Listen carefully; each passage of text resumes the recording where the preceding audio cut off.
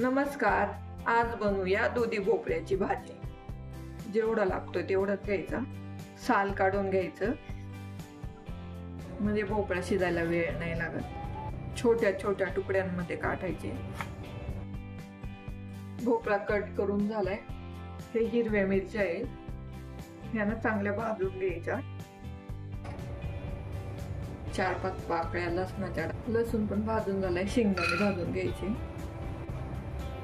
कढीपत्ता पण टाकायचा.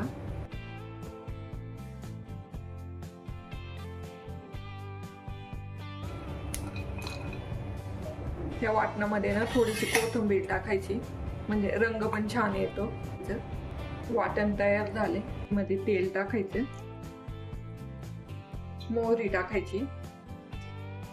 मोहरी तडतडली का जिरी टाकायची.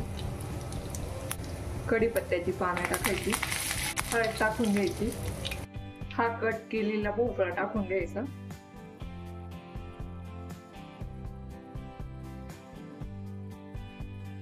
पाणी टाकायचं. भोपळ्याने शिजायला जेवढं पाणी लागतंय ना तेवढंच टाकायचं.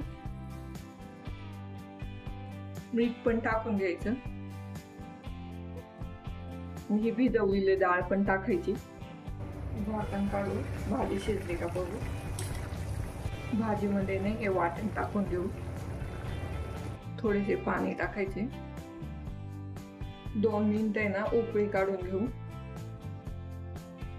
भोपळ्याची भाजी तयार झाली. झाकण काढू.